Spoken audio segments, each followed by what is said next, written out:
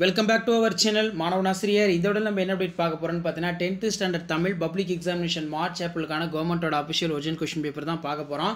So வரக்கூடிய 10ஆம் வகுப்பு அரசு பொதுத் தேர்வு மார்ச் ஏப்ரலுக்கான கவர்மெண்ட்டோட அஃபிஷியல் ஒரிஜினல் கொஷின் பேப்பர் இது. கண்டிப்பாக இந்த கொஷின் பேப்பரில் இருந்தால் உங்களுக்கு தமிழுக்கு கொஷின்ஸ் எல்லாமே வந்து பார்த்தீங்கன்னா எடுப்பாங்க. ஸோ இதில் இருக்கக்கூடிய கொஷின் எதுவும் ஸ்கிப் பண்ணாதீங்க, எல்லாத்தையும் நல்லா படிச்சுட்டு போங்க. இதில் இருந்து அப்படியே வந்து பார்த்தீங்கன்னா உங்களுக்கு குருவினா சிறுவினா நெடுவினா எல்லாமே ரிப்பீட் ஆகும். மறக்காத வீடியோ ஃப்ரெண்ட்ஸுக்கு ஷேர் பண்ணுங்கள். மாணவன் ஆசிரியர் யூடியூப் சேனல் சப்ஸ்கிரைப் பண்ணி கீழே இருக்கக்கூடிய இந்த பெல் ஐக்கானை ப்ரெஸ் பண்ணி ஆல்னு வைங்க.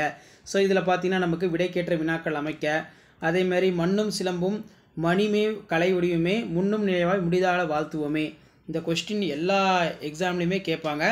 அதே மாதிரி வந்து பார்த்தீங்கன்னா நமக்கு பாசவர் வாசவர் பல்நிலை வினைஞர் உமனர் சிலப்பதிகாரம் காட்டும் வணிகர்கள் யார், வறுமையின் காரணமாக உதவி கேட்டு வருவோரின் தன்மானத்தை எள்ளி நகையாடுவது குறித்து குறளில் கருத்து என்ன, வருங்காலத்தில் தேவை என கருதுகின்ற செயற்கை நுண்ணறிவு பொதிந்த 2 அறிவியல் கண்டுபிடிப்புகள், எப்பொருள் என தொடங்கும் திருக்குறள் கேட்டிருக்காங்க.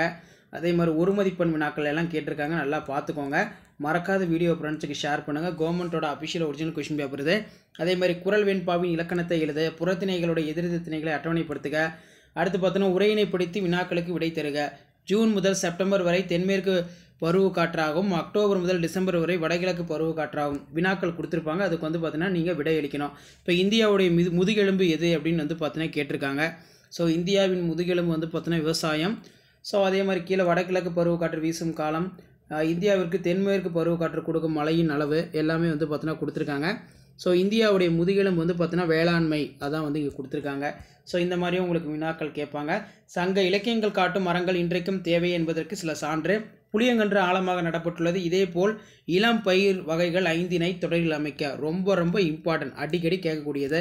அதே மாதிரி மன்னன் இடைக்காணர் என்ற புலவனுக்கு சிறப்பு செய்தது, முதல் மலை விழுந்ததும் என்னென்னலாம் நிகழ்ந்ததாக கூப்பாராவ் கவி பாடுகிறார், அன்னை மொழியை என தொடங்கும் மனப்பாட பாடல், நவமணியை தொடங்கும் தேமவாணி பாடல்.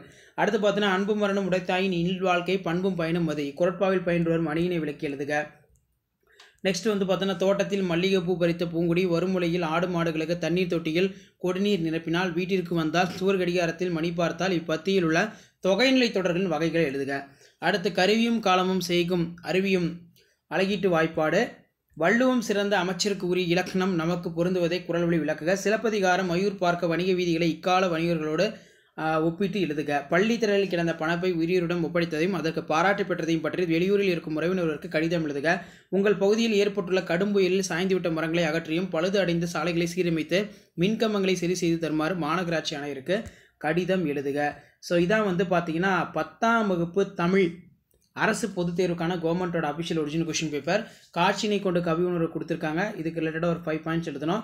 இன்சொல் பேசுதால் விளையும் நன்மை தீமை, அதே மாதிரி வந்து பார்த்தீங்கன்னா டிரான்ஸ்லேஷன், மாற்றுத்திறனாளி மாணவர்களுக்கான வினாக்கள் எல்லாமே வந்து பார்த்தீங்கன்னா கொடுக்கப்பட்டுள்ளது.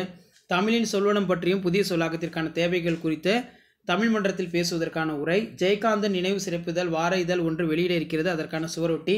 அதே மாதிரி பாய்ச்சல் சிறுகதையில் அழகின் கதாபாத்திரத்தில் போல் நீங்கள் கண்டு மகிழ்ந்த பகல்வேட கலைஞர்கள் குறித்து ஒப்பிட்டு அவர்கள் எதிர்கொள்ளும் சவால்களை எழுத சொல்லியிருக்காங்க. ஸோ இதான் வந்து பார்த்தீங்கன்னா 10ஆம் வகுப்பு தமிழ் பப்ளிக் எக்ஸாமினேஷன் மார்ச் ஏப்ரலுக்கான கவர்மெண்ட்டோட அஃபிஷியல் ஒரிஜினல் கொஷின் பேப்பர்.